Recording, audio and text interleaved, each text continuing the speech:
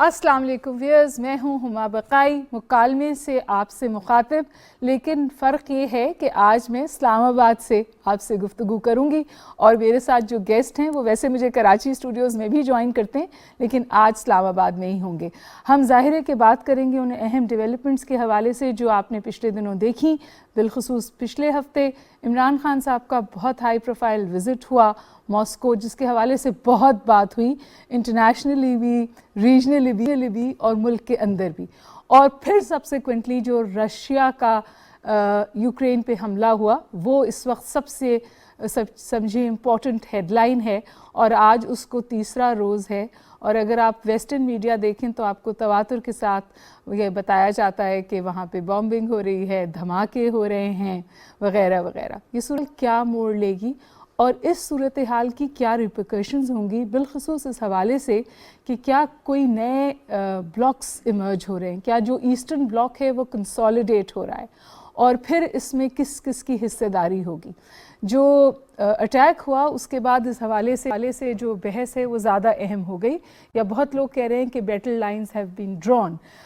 जिन ममालिक ने बिल्कुल ओपनली साथ दिया मॉस्को का इन सम वेज़, ये कहते हुए कि डिप्लोमेसी शुड प्रिवेल, वो हैं ईरान और चाइना। यहाँ कोई अनएक्सपेक्टेड बात नहीं थी, लेकिन जो क्वाइट सपोर्ट आई, जिसके हवाले से अमेरिका ने इतराज़ भी किया, वो सपोर्ट आई इंडिया की तरफ से, जिसने एब्सटेन किया सिक्योरिटी काउंसिल के इजलास में। कोई भी स्टेटमेंट अभी तक उन्होंने रशिया के ख़िलाफ़ सोटू से नहीं दिया है।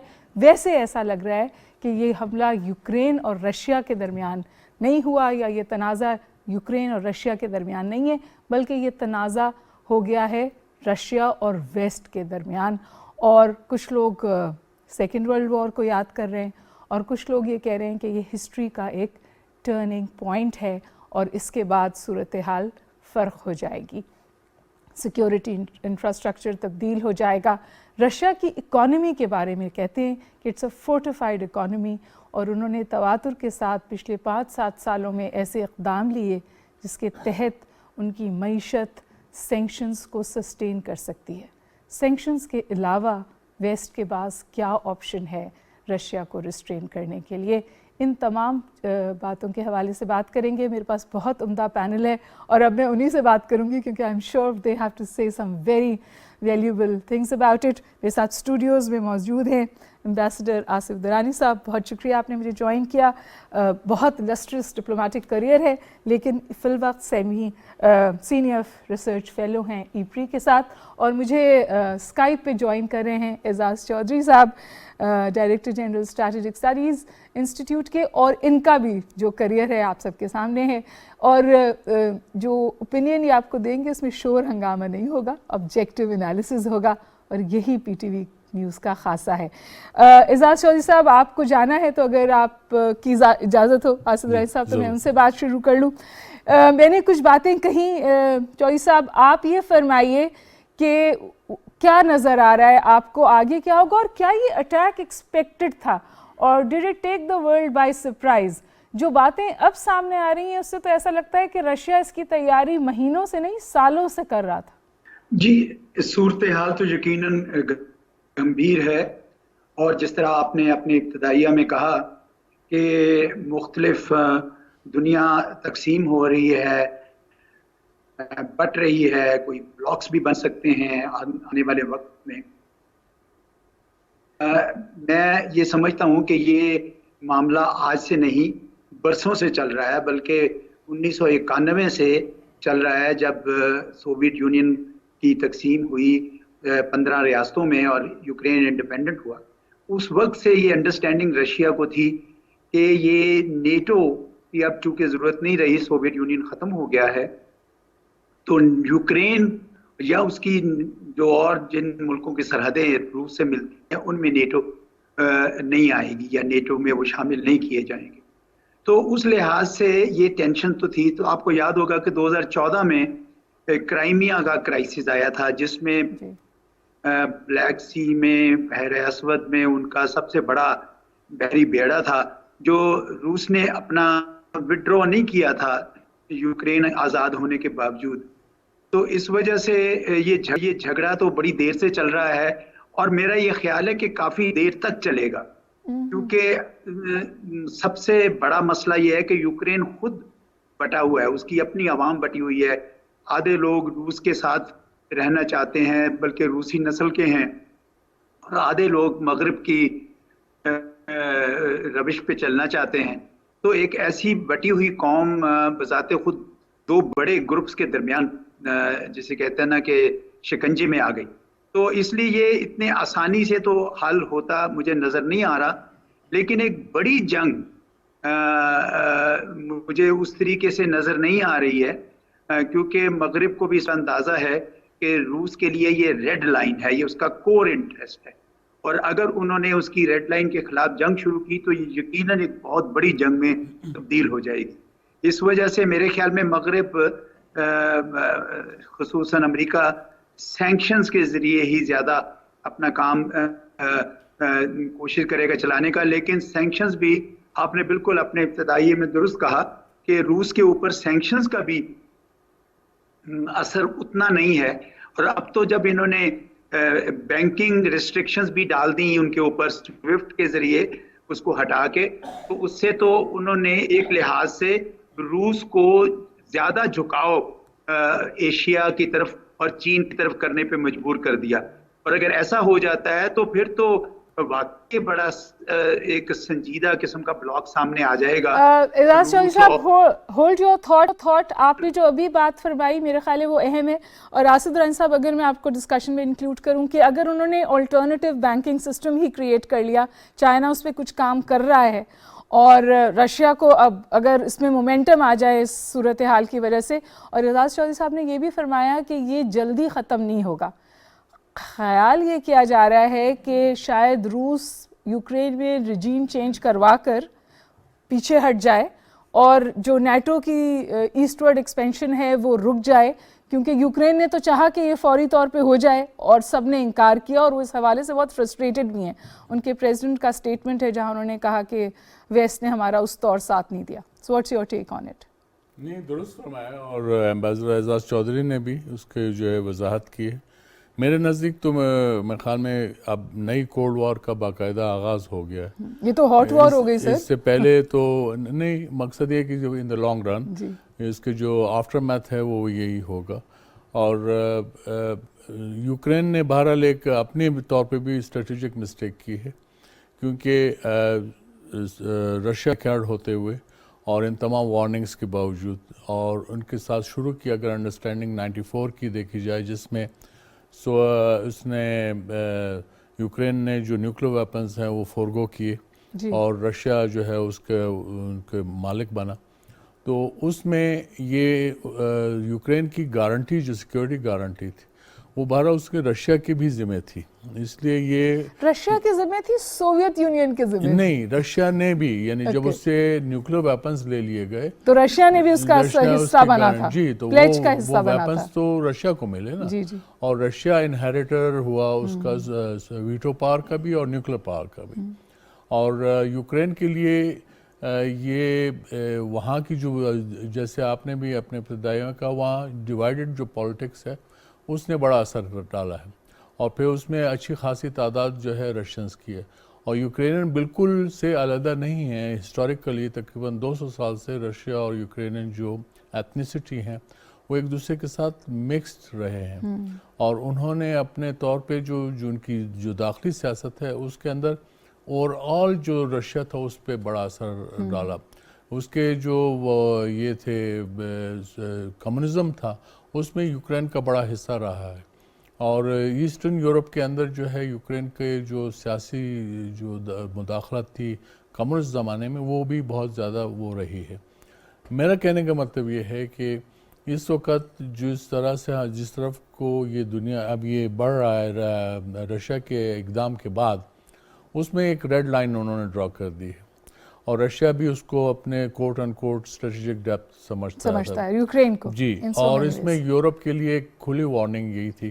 مطلب جو منڈے کو ان کی تقریر ہوئی انویژن سے بالکل پہلے، تو اس میں تو انہوں نے ایک اپنا پرسپیکٹو دیا ہے تاریخ کے حوالے سے بھی نا، جس میں وہ یوکرین کی انڈیپینڈنس کو تقریباً ڈینائی کر رہے ہیں. دیکھیے ڈینائی کر رہے ہیں یا آپ یہ سمجھ لیں کہ جو سمبائوٹک ریلیشن شپ یوکرین اور رشیا کا رہا ہے اس کو وہ ری انفورس کرنا چاہتے ہیں. ڈیپینڈ کرتا ہے کہ آپ کس which side of the divide are you and you are defining it.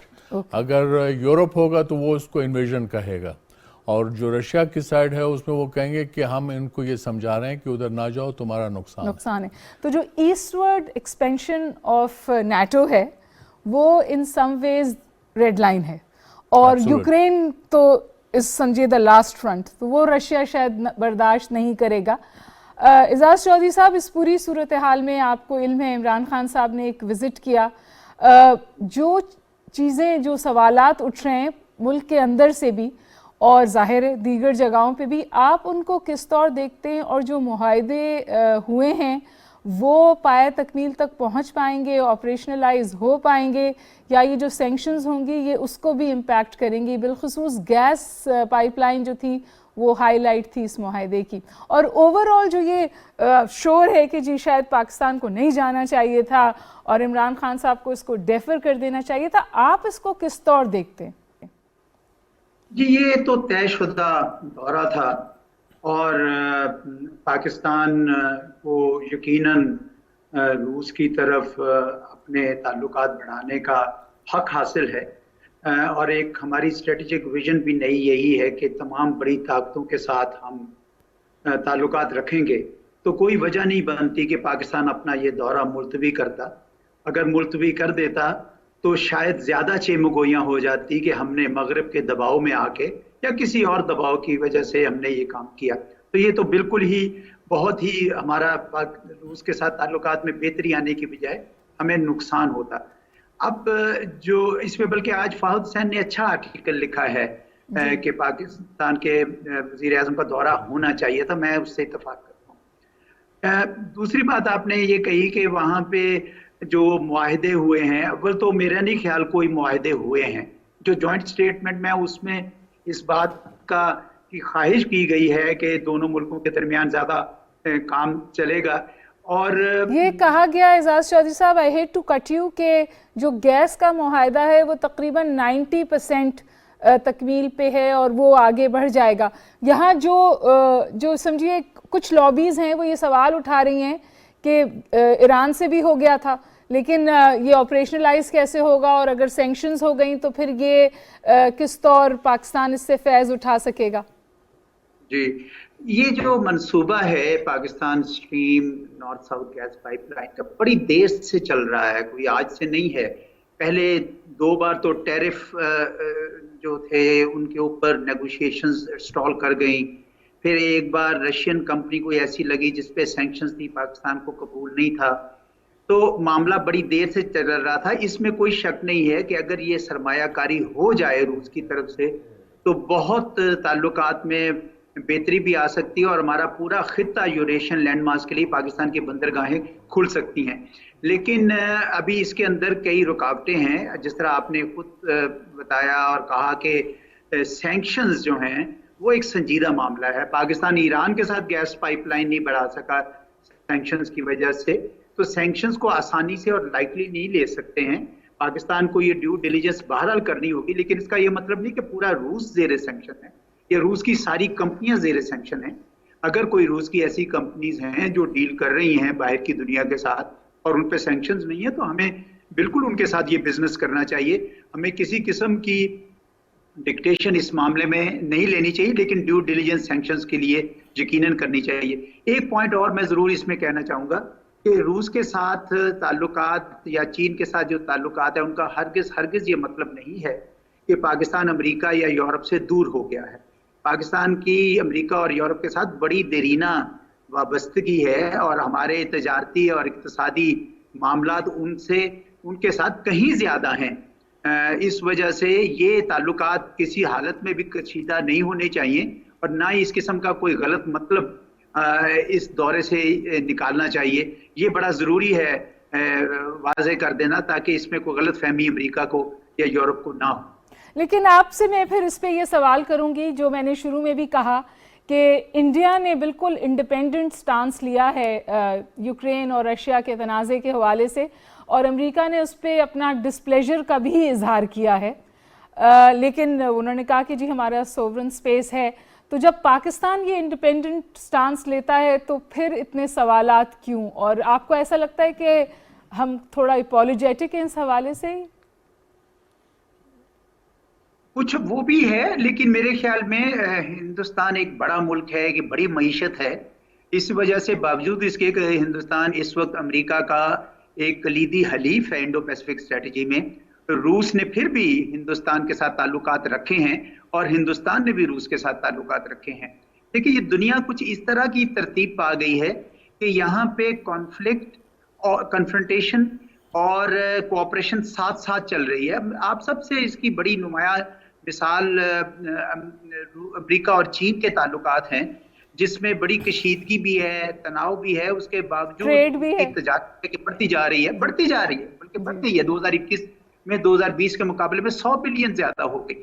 تو یہی پاکستان کا اب جو نئی ہے پالیسی، نیشنل سیکیورٹی پالیسی میں بھی ہم اکنامک ڈپلومیسی کو، جیو اکنامکس کو، اکنامک سیکیورٹی کو اپنی زیادہ ترجیح اور فوقیت دیں گے. یہ مغرب کی طرف اگر ہمارا یہ پیغام جاتا رہے گا، میں آپ کو بتاؤں وہاں سے دباؤ نہیں آئے گا. آپ بہت پڑھنے لکھنے والی ہیں، یونیورسٹی میں بھی آپ نے شاید وہ کتاب دیکھی ہو باب ہیتھاوے کی، دی لیوریج پیراڈاکس، جس میں وہ یہ کہتا ہے کہ امریکہ کی طرف سے کسی بھی ملک کے اوپر جب دباؤ ہے وہ اسی حد تک آگے کارمند ہوتا ہے اگر وہ ملک دباؤ لے اور اگر وہ ملک دباؤ نہ لے تو پھر امریکہ کچھ نہیں کر سکتا. اس لیے میں سمجھتا ہوں کہ ہمیں بھی اپنی روش تھوڑی تبدیل کرنی چاہیے، ہمیں مثبت انداز سے ان کو اپنا پیغام دینا چاہیے. اس کا یہ مطلب نہیں کہ ہم نے سینہ تان کے ان کو کوئی دھمکی دے دی، یہ تو ضرورت ہی نہیں ہے. آج کے دور کی یہ ضرورت بھی نہیں، خصوصاً اکنامک ڈپلومیسی میں تو اب اس کی اہمیت بھی نہیں رہی. اپنا قومی مفاد اور قومی اقتصادی مفاد سب سے زیادہ ہمارے لیے اہم ہونا چاہیے. وہ اگر آپ ہمارے ساتھ رہیں تو ہمیں اچھا لگے گا، اور تو کیونکہ I would want to come back to you after taking Ambassador's view. تو it would be nice if you stay on with us. Ambassador صاحب، آپ نے چودھری صاحب کی بات سنی، جیسی دنیا ہے کرس کراس ہے جیو اکنامکس کا اور جیو پولیٹکس. پاکستان نے تو کہہ دیا کہ جی ہمارا تھرسٹ صرف جیو اکنامکس ہے، لیکن باوجود اس کے آپ کو لگتا ہے کہ پاکستان کا جو ایسٹورڈ جھکاؤ ہے وہ سمجھیے اٹس بائی ڈیفالٹ جس طور صورتحال ایمرج ہو رہی ہے نا؟ دیکھیے ہم ایسٹ کا حصہ ہیں جی بالکل، اور ہم یہ ایک عجیب بات نہیں ہے کہ ہم کہیں گے ایسٹ کی طرف جھکاؤ ہو رہا ہے. یعنی آپ اپنے نیبرہڈ میں تو خیال نہ کریں، آپ الائز کے لیے فار افیلڈ جائیں، دور ہزاروں میل دور، اور جس کے ساتھ آپ کے ٹرانزیکشنل ریلیشن شپ ہوں. تو یہ یعنی اب جیسے اب آپ جیو اسٹریٹجک کہہ لیجیے، جیو پولیٹیکل کہہ لیجیے، یا جیو اکنامک، اگر یہ جو نئی ہے ultimately it is your geopolitical جو صورتحال ہے. مثلاً اب یہ جو ایریاز آف انفلوئنس ہیں، انڈیا کی ابھی بات ہوئی، اس کا اپنا سائز ہے، تو اس کا سائز کے مطابق اس کا اثر بھی آ رہا ہے. سائز کی بات کریں تو Russia is punched way above its weight. نہیں، لیکن اب اگر آپ ان کے اپنے ہی اس میں پر کیپٹا ہے تو وہ انڈیا سے بہت آگے ہے. جی جی، انڈیا سے پیچھے تو نہیں ہے، وہ دنیا کی 10ویں اکانومی تو بہرحال موجود ہے. اور اس کے علاوہ وہ ویٹو پاور ہے، تو وہ اس نے انہیرٹ کیا ہے. اور اس کے یہ بھی نہیں ہے کہ وہ کسی طور پہ سائنٹیفک اس میں پیچھے ہے یا کہیں ہے.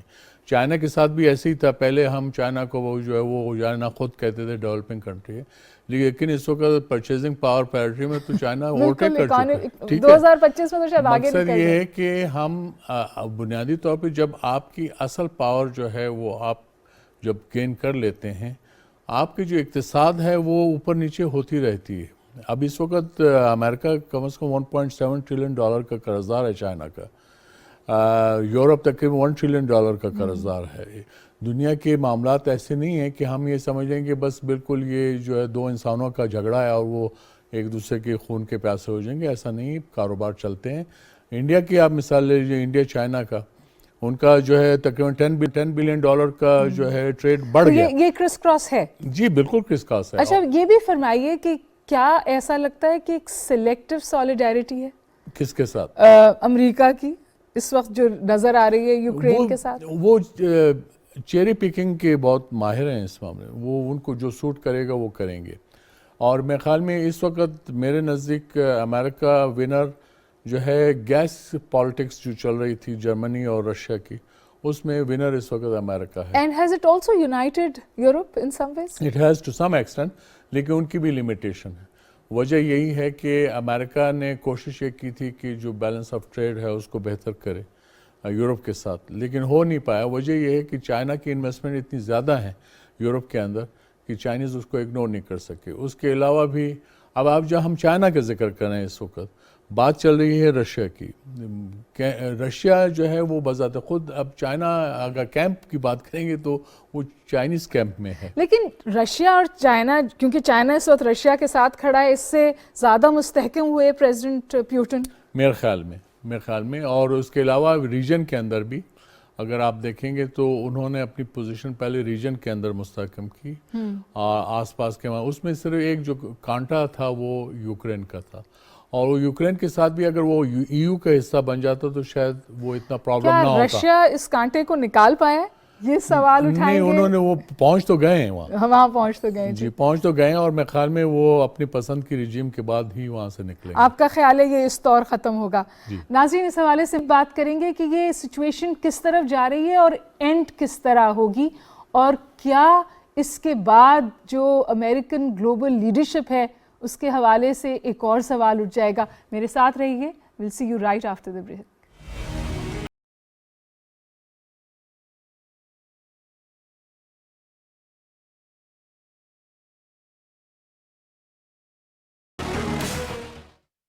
Next level of sports facility Marina sports city. صرف 1.5 لاکھ روپے سے بکنگ اور بہانہ قسط صرف 9,500 روپے سے. Welcome to the new home of Lahore Qalandars Marina sports city. 042-111-333-987 a project of Al Jaleel developers.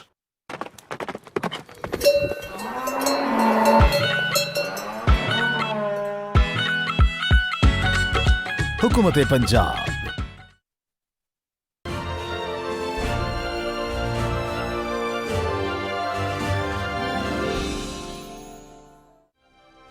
خطے میں تصویراتی سفارتکاری کے نئے دور کا آغاز.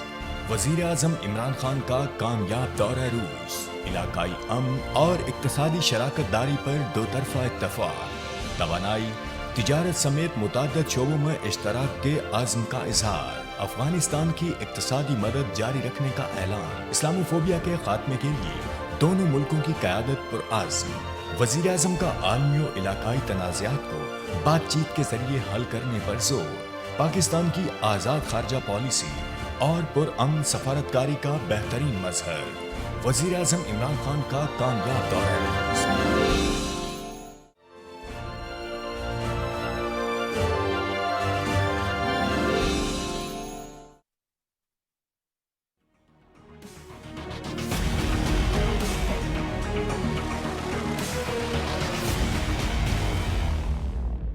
جی ویلکم بیک ویئرز.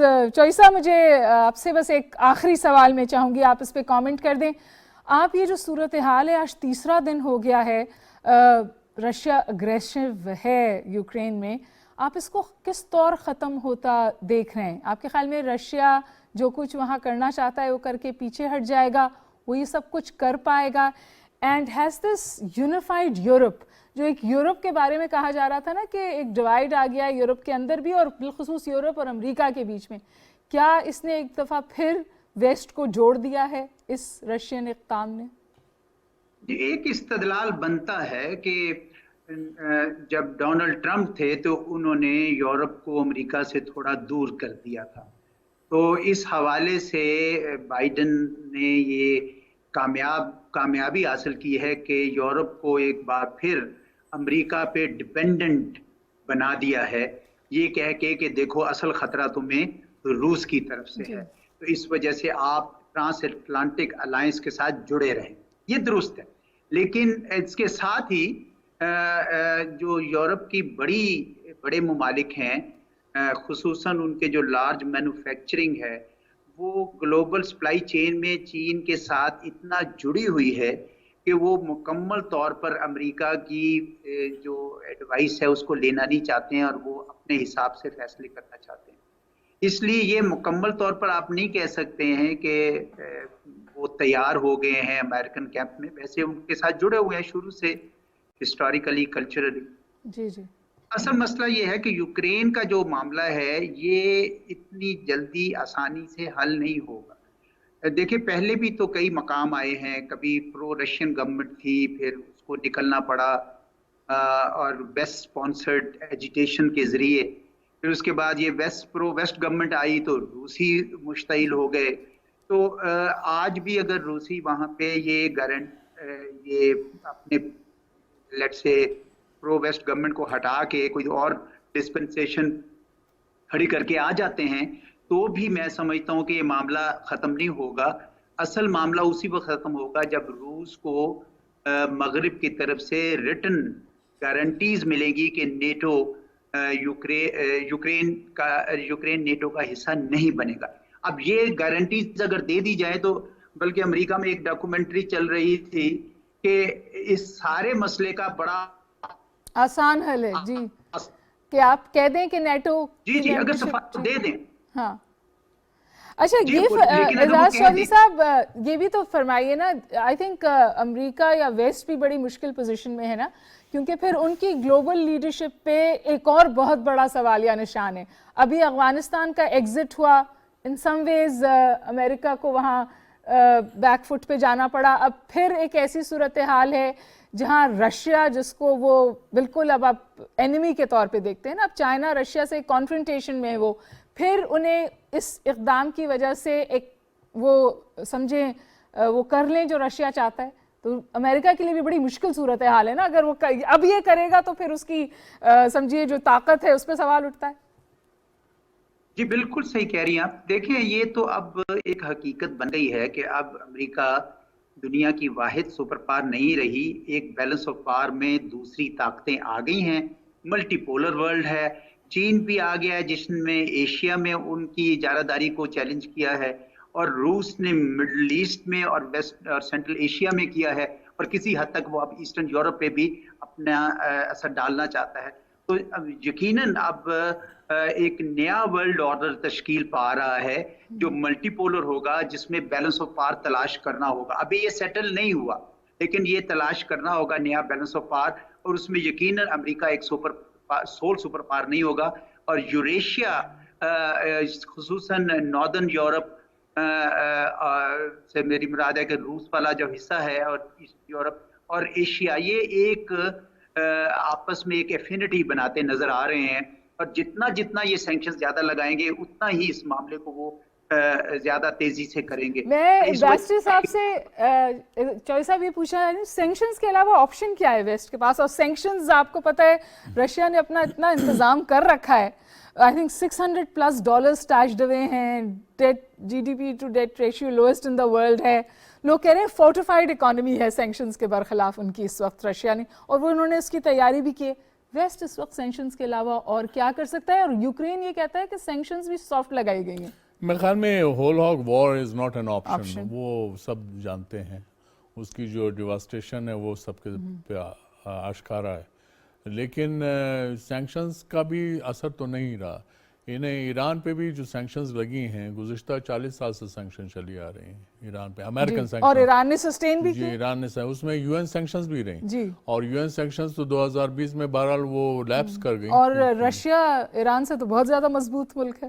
بالکل ہے. تو اور اسی طرح چائنا بھی یہ سینکشنز کوئی نئی بات تو ہے نہیں، وہ تو لگاتے رہے ہیں. کبھی وہ پرسنالٹیز پہ، وہ ملک ہے جو دنیا میں سب سے زیادہ سینکشنز. اب پرابلم یہ ہے کہ سارا بینکنگ چینل اس کے کنٹرول میں، US کے یہ آپ دیکھ رہے ہیں. یہی وجہ ہے کہ آپ کو افغانستان میں جو صورتحال مل رہی ہے کہ انہوں نے بینکس کو بالکل اسکویز کر دیا ہے، وہ موو نہیں کر سکتے. اگر آپ مجھے ایک منٹ دیں تو میں چودھری صاحب بہت بہت شکریہ. مجھے پتا ہے آپ کی مصروفیت تھی، پھر بھی آپ نے ہمیں جوائن کیا، so thank you for being with us. اور آئی ویلکم تہمینہ جنجوعہ صاحبہ ٹو دی شو.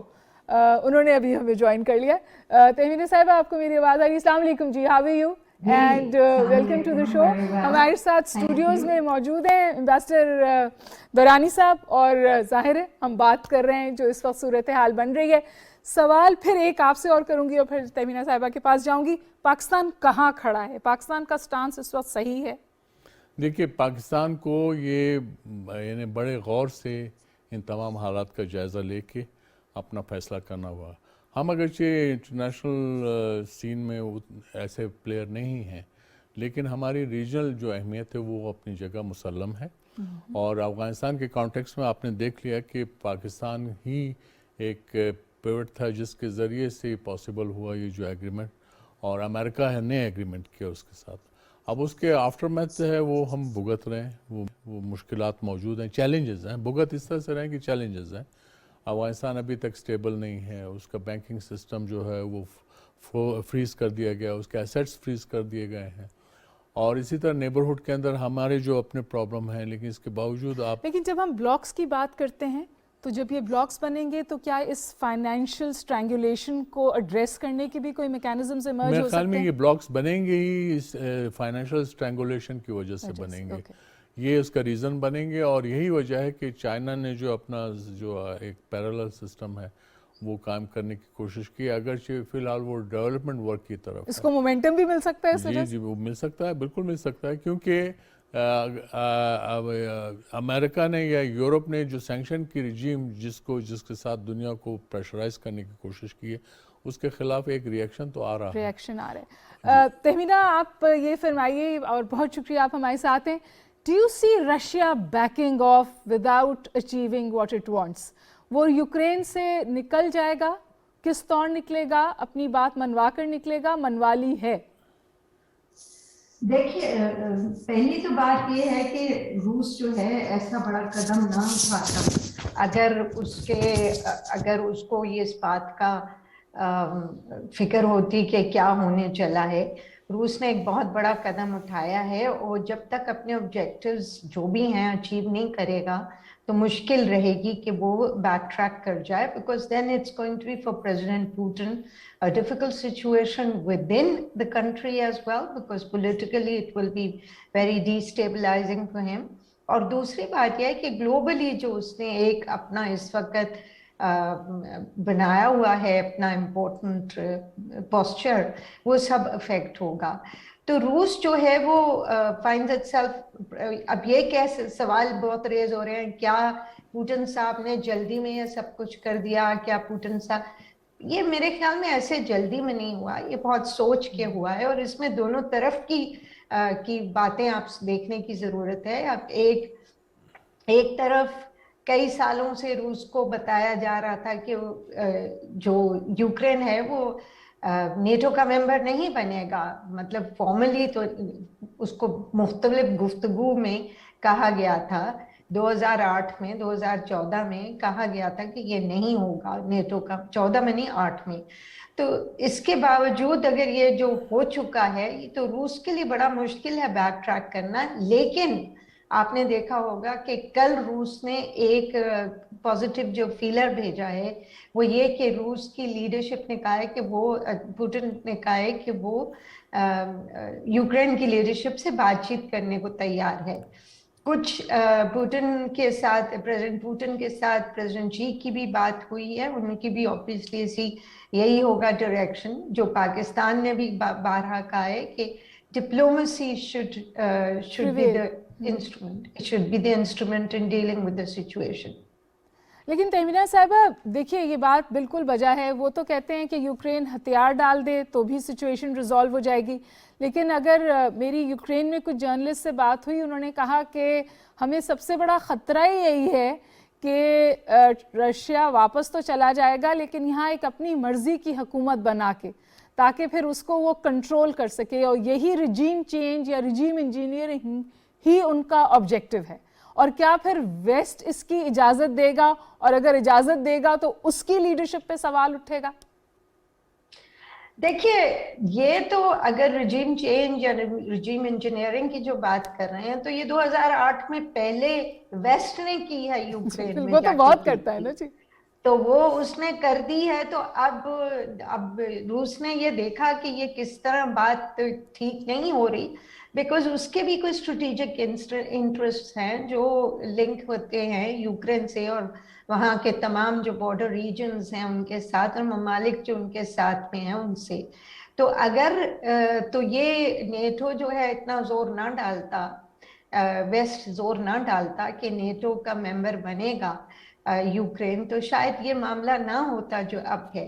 लेकिन अब इस एक बहुत मुश्किल सिचुएशन है और ये आसानी से ख़त्म नहीं होने वाली, ये लॉन्ग रन होगी। आप सही कह रही हैं कि रूस जो है वो निकल जाएगा, लेकिन अपनी टाइप की गवर्नमेंट हो सकता है कि अपनी मर्जी की वहाँ बिठा दे।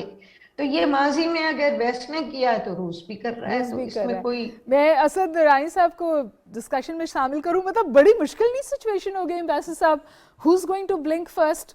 रशिया तो जैसे तहमीना साहिबा फरमा रही हैं सोच समझ के गया है, उसने सब कुछ देखा है और उसको ये सिग्नलिंग करनी है, और अमेरिका अब इस स्टांस से पीछे नहीं हट सकता कि नाटो की ओपन डोर पॉलिसी नहीं है, लेकिन इस वक्त उसने रिस्ट्रेंट का मुजाहरा किया है। जब यूक्रेन ने मांगी वो मेंबरशिप तो वो उनको नहीं दी गई नाटो ने, तो मतलब who is going to blink first? ये सिचुएशन कैसे रिजॉल्व होगी? यही है, इस रशिया को अंडर प्रेशर रखना ही जो है वो पॉलिसी का हिस्सा रहा है, वरना अगर वो यूनिलैटरली भी कर सकते थे तो उनको पता ज़्यादा फेस सेविंग हो जाती। जी, उनको रेड लाइंस का पता है कि मसलन रशिया ने एतराज़ लाटविया, लिथुआनिया, हंगरी, पोलैंड ये जब वहाँ गए तो उन्होंने एतराज़ नहीं किया, वो ईयू का हिस्सा भी बन गए, वो नाटो का भी हिस्सा है, लेकिन ये इनकी रेड लाइन है और इसको मेरे ख्याल में अब तक वो इसको रिस्पेक्ट करते रहे, अगरचे उसको अंडर प्रेशर लाते रहे हैं रशिया को इसी सिलसिले में, और मेरे ख्याल में ये आइंदा भी चलेगा। और जैसे कि अब हम ये डिस्कस कर चुके हैं,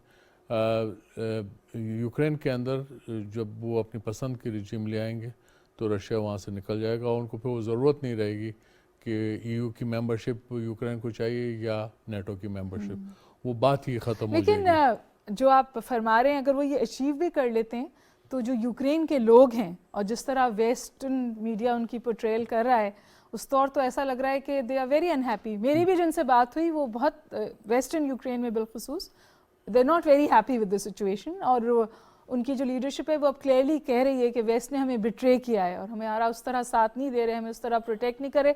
वो तो अब इस तरह बात करें कि हर सिटीजन जो है वो समझे आर्म्स उठा ले रशियन इन्वेजन के खिलाफ, यानी घर घर रेजिस्टेंस हो जाए, वो इस तौर देख रहे हैं। तो अगर वो रजीम ले भी आते हैं तो फिर वो चलाएंगे कैसे unless Russia has a presence in Ukraine? ये तो बहरहाल इसके तो अभी वक्त ही बताएगा, लेकिन इससे यकीनन एक हैजानी कैफियत जो है वो तो पैदा हो चुकी है। वो यूक्रेन ही नहीं, रशिया के अंदर भी जो है लोग इसके खिलाफ हैं, इस अटैक के खिलाफ हैं, वहाँ पे भी मुजाहरे। अच्छा, रशिया में भी लोग कह रहे हैं? जी, रशिया में मॉस्को में मुजाहरे और मेरे ख्याल में हज़ारों की तादाद में लोग आए हैं। ये एक बहरहाल एक इस दौर में हम जब सोशल मीडिया इतना रशिया को तो वैसे उन्होंने सोशल मीडिया पे ब्लॉक कर दिया जी, अब ये बहरहाल लेकिन उसके बड़े तरीके हैं उसके तोड़ निकालने के, वो भी मौजूद हैं। उसमें मेरे नज़दीक यही है कि वो रेड लाइंस थी, रेड लाइंस रशिया ने वाज़े कर दिए कि ये रेड लाइंस इसको आप क्रॉस नहीं करने देंगे। उसको जो है वो डिफेंड करने के लिए वो किसी भी हद तक जा सकते हैं। वो सैंक्शंस वगैरह जो है उनके लिए नई बात नहीं है, वो उसको बर्दाश्त करेंगे। हाँ, ये होगा कि अल्टीमेटली जो अमेरिका और उनकी जो यूरोपियन एलाय हैं वो किस हद तक आगे जा सकते हैं, ये मैटर करता है। और दूसरा ये है कि किस हद मतलब सैंक्शंस के बियॉन्ड कुछ कर सकते हैं या नहीं, ये यही देखने का है, क्योंकि अभी तक तो वो नहीं, कोई ऐसी ऐसा नहीं लगता और मेरे ख्याल में होना भी नहीं चाहिए, क्योंकि अगर डिप्लोमेसी को ये चांस नहीं देंगे तो उस सूरत में फिर जो है वो खराबी ही पैदा होगी। राइट।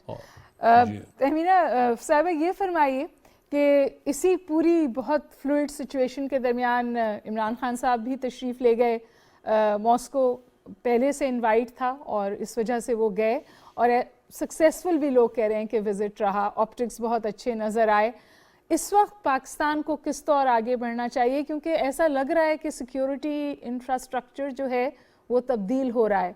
हम ये कह तो रहे हैं कि हम कैंप पॉलिटिक्स का हिस्सा नहीं बनेंगे, लेकिन कैंप्स बन भी रहे हैं, तो ये सूरत हाल भी है। देखिए, हम कह तो रहे हैं कि हम कैंप पॉलिटिक्स का हिस्सा नहीं बनेंगे, लेकिन एक हकीकत होगी जो हो जाएगी, फिर आपको कुछ तो बनेगा, कुछ कैंप्स या whatever you call them, I don't think you can call them camps, but कुछ ना कुछ तो होगा, अलाइनमेंट्स कुछ होंगी, तो वो रीअलाइनमेंट्स जो हैं वो माजी कुछ पिछले कुछ सालों से हो रही हैं और वो हमें भी अफेक्ट करती हैं। लेकिन हमारा जो मकसद होना चाहिए और जो है हमारा मकसद वो ये कि हम हर एक के साथ ताल्लुकात अच्छे रखें, और उसमें वेस्ट के साथ हमारे ताल्लुकात अच्छी रखना बहुत ज़रूरी है, क्योंकि हमारा ट्रेड, हमारा बहुत सारी जो चीज़ें हैं उनके लिंक्स जो हैं वो वेस्ट के साथ हैं। लेकिन हमें बहुत ज़रूरी ये भी है कि हम रूस और चीन के साथ भी, और ये एक कैंप नहीं है, रूस और चीन एक कैंप नहीं है, क्योंकि आपने देखा होगा कि पिछले कुछ दिनों में चीन ने क्लियरली एक पोजीशन ली है कि डिप्लोमेसी, उन्होंने भी कहा है कि डिप्लोमेसी के थ्रू ये चीज़ें सॉर्ट आउट होनी चाहिए, वॉर के थ्रू नहीं हो सकती। लेकिन उन्होंने, तहमीना साहिबा कतई कलामी की माफ़ी चाहती हूँ, चीन ने ये भी कहा कि अगर यूक्रेन को अमेरिका आर्म्स ना दे तो सूरत हाल बेहतर तौर काबू में आ सकती है। तो इन सम वेज आपको लगा कि झुकाव तो प्यूटन और मॉस्को की तरफ ही नज़र आया उन स्टेटमेंट्स में? ना उन्होंने अपने लोगों को वहां से इनखला के लिए कहा, उन्होंने कहा सिर्फ अपने फ्लैग्स डिस्प्ले करें। नहीं, यकीनन, क्योंकि आप सिक्योरिटी काउंसिल का कल जो सेशन हुआ है और जिसमें वोट हुआ है उससे ही जाहिर होता है कि क्या वोटिंग का पैटर्न क्या था, जिसमें वीटो किया रूस ने और चीन ने अब्सटेन किया। तो ये बिल्कुल क्लियर है कि चीन नहीं चाहता कि रूस को कंडेम किया जाए, बल्कि कोई तरीका निकाला जाए जिससे डिप्लोमेसी के थ्रू काम किया जा सकता हो। अमेरिका ने और वेस्टर्न ममालिक ने, आप थोड़ी देर पहले कह रही थी कि वेस्टर्न यूक्रेन में लोगों बहुत नाराज हैं, तो वेस्टर्न यूक्रेन और ईस्टर्न यूक्रेन में तो फर्क है ही है। पहले भी ईस्टर्न यूक्रेन जो रूस के साथ जिसका मिलता है, बॉर्डर्स वगैरह मिलते हैं, वो पहले ही ईस्टर्न यूक्रेन में एक मुश्किल की सिचुएशन थी और वहाँ पे एक इंटरनल टर्मोइल था बिल्कुल। तो वो तो होना था, वेस्टर्न यूक्रेन वालों ने तो कहना ही कहना है, बिकॉज वेस्टर्न यूक्रेन वाले जो हैं वो तो चाह रहे हैं कि वो ईयू में जाएं और नेटो में जाएं। अब ये इंटायर जो स्ट्रेटेजिक सिचुएशन है रीजन के अंदर, उसको देखने की ज़रूरत है कि रूस पे उसका क्या इफेक्ट पड़ता है, क्योंकि रूस ने मान लिया, जैसे पहले आप लोगों ने कहा कि रूस ने मान लिया जब एक्सपेंशन हुई नेटो की और ईयू की पहले और दूसरे फेज में। अब जो यूक्रेन और जॉर्जिया को बनाने को चले थे, अटैच करने को, नेटो का हिस्सा बनाने को, तो उस पर बहुत क्लियर रेड लाइन, जैसे आसिफ ने भी कहा, बहुत एक क्लियर रेड लाइन थी जो इस वक्त, और जो वो बारहा कह रहे थे कि भाई ये बड़ा मुश्किल काम है। तो इसलिए any kind of military action is of course हमारे लिए नहीं, हम उसको नहीं, मिलिट्री एक्शन तो नहीं, लेकिन आप मुझे बताइए वेस्ट के पास सैंक्शंस के अलावा कोई ऑप्शन है इस वक्त जिसको वो एक्सरसाइज कर सकते? उन्होंने तो साफ कह दिया है कि ना हम फौजें भेजेंगे, ना हम बंदे भेजेंगे, हम आपको जो भी सपोर्ट कर सकते हैं करें। ये फ्रस्ट्रेशन जो वेस्टर्न यूक्रेन में है, ये इस वजह से है कि वेस्ट ने, बल्कि उनके प्रेसिडेंट ने, जो यूक्रेनियन प्रेसिडेंट है, उसने खड़े होके कहा कि 27 ममालिक ईयू के कोई भी बात करने को तैयार नहीं है। उसने नेटो के बारे में भी यही कहा। तो देखिए, ये ऑब्वियसली हालात ऐसे हैं कि उसके अलावा मेरे ख्याल में इस वक्त कोई सैंक्शंस पे, और एक और बात जो है, जो सैंक्शंस वो डाली गई हैं उसमें एनर्जी सेक्टर पे सैंक्शंस नहीं है। Okay, that's interesting, soft sanctions हैं। नहीं, बाकी तो हार्ड सैंक्शंस हैं, उनके बैंकिंग सेक्टर पे हैं वगैरह पे, लेकिन एनर्जी सेक्टर में नहीं है सैंक्शंस, बिकॉज यूरोप अब भी डिपेंड करता है इस पे, रशियन एनर्जी पे। तो ये देखने की बात है कि एनर्जी पे जब होगा या बहुत स्ट्रिंजेंट होगी, सिर्फ उन्होंने कहा है कि जो जर्मन पाइपलाइन है उसके बारे में हम देखेंगे। Right, stay with us. ये बताइए आसिफ दुरानी साहब, इस पूरी सूरत हाल की एक माशी इम्प्लिकेशन भी होने वाली है, जिसके हवाले से बहुत बात हो रही थी। ऑयल्स जो थे वो नर्वस 90s पे थे और 100 क्रॉस कर गए, और कुछ लोग कह रहे हैं कि ये तनाज़ा अगर लंबा चला, और तहमीना साहिबा भी कह रही है लंबा चलेगा, और एजाज चौधरी साहब ने भी कहा लंबा चलेगा, तो फिर आपका ख्याल है ऑयल प्राइसेस शूट करेंगी और माशी मुश्किलात बढ़ेंगी? ऑलरेडी $105 टू अ बैरल आ चुका है, تو اس کا یقیناً ہوگا، لیکن اس میں یہ دیکھنے کہ روس جو ہے اس کو بھی اس کا فائدہ ہوگا. روس کو بھی فائدہ ہوگا کیوں کہ آئل پرائسز جب بڑھیں گے تو روس کو نیشنل، وہ تو ایک ورلڈ سپلائر ہے آئل سپلائر. تو اس لیے آپ چاہے جتنی سینکشنز لگا لیں اس کا امپیکٹ. تو آپ یہ کہہ رہے ہیں کہ روس ویسٹ کے نسبت بہت کمفرٹیبل پوزیشن میں اور سوچ سمجھ کے اس نے یہ کیا ہے ہمسائے میں تو بالکل ہے، کیونکہ اس نے تو کوئی اوورسیز لائبلٹیز تو نہیں لی ہوئی، یعنی اس طرح کی فار افیلڈ. انہوں نے تو اپنے نیکسٹ ڈور نیبر کے ساتھ تو کیا ہے، اور اس کے سلسلے میں پہلے سے ایک سابقہ ہے، وہ ایک تاریخی اس کے جو بعض حقائق ہیں جو انہوں نے وہ واضح کیے ہیں. اب امریکنز ظاہر ہے ان کا ایک انٹرانزیڈنٹ ایٹیٹیوڈ تو رہا ہے اور وہ اپنے آپ کو ایک ہائپر پاور سپر پاور سمجھتے رہے ہیں، لیکن اب کیا وہ چیلنج ہو رہا ہے اب وہ ملٹی پولر اس پاور پیراڈائم ایمرج کر رہا ہے. تو اس کو اب امریکہ کو انفیکٹ ریکنسائل کرنا پڑے گا، اور یورپ میرے خیال میں کر چکا ہے. اگر آپ غور سے دیکھیں گے تو یورپ جیسے اب یہ ہے کہ وہ یوکرین کے کانٹیکس میں کسی نے وار کی بات نہیں کی، ٹروپس بھیجنے کی بات نہیں، یہ نہیں کی. تو تہمینہ صاحبہ لاسٹ ورڈ یہ فرمائیے کہ جیسے آپ نے شروع میں کہا روس نے یہ سب کچھ بہت سوچ سمجھ کے کیا ہے، اور روس ایکچولی پوزیشن آف پاور میں ہے اس پوری ایکویژن میں، اس پوری سچویشن میں. اب یہ ڈیبیٹ بہت جاری ہے کہ کیا پوٹن صاحب نے غلطی کی ہے یا نہیں کی ہے، لیکن obviously ایک سچویشن کریٹ ہو گئی ہے یورپ کے اندر جو ڈفیکلٹیز کریٹ کرتی ہے روس کے لیے بھی اور باقی ویسٹرن کنٹریز کے لیے بھی. تو دونوں طرف میں مشکلات ہیں، اور ان مشکلات کو ڈیل کرنے کے لیے then people will have to resort to diplomacy. Resort to diplomacy, but diplomacy at what cost, یہ بھی سب دیکھنا ہے. اور اس کے علاوہ ایسا لگتا ہے کہ پریزیڈنٹ پیوٹن کے پاس بہت ساری آپشنز ہیں اور ویسٹ کے پاس بہت کم آپشنز ہیں. اس وقت صورتحال ویسٹ صاحب ایسی لگ رہی ہے. تہمینہ صاحب آپ کا بہت شکریہ، آپ نے مجھے مکالمے میں اور پی ٹی وی نیوز کو جوائن کیا. ویسٹ صاحب آپ کی تو بہت مشکور ہوں، آپ اسٹوڈیوز میں تشریف لائے. اعزاز چودھری صاحب بھی ہمارے تھے. ناظرین آپ نے گفتگو سنی، صورتحال ایسی ہے کہ کنکلوڈ کرنا ڈسکشن بہت مشکل ہے. بہرحال Pakistan has to play its cards right. Thank you for staying tuned. آپ سے پھر کل ملاقات ہوگی. ہما بقائی کو مکالمے سے اجازت دیجیے.